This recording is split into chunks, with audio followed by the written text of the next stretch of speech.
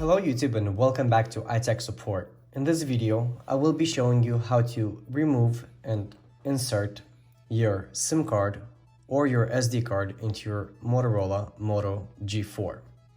The first thing you want to do is you want to turn off your device. Do not remove your battery without powering off your device first, just to make sure that you don't lose any data.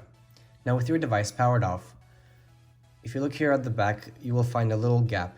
Just stick your fingernail in here and pull it up and do that throughout the phone, and voila, the back is removed. So your SD card is stored here on the right and your SIM card is stored on the left. So if you need to remove it, just pull it up, take it out. Same with that SIM card, just like that. Or if you just need to insert it, do the complete opposite. Make sure you align it right, push it down, align it right here, push it down. Go ahead and put the back on, and you're all set. Simple as that.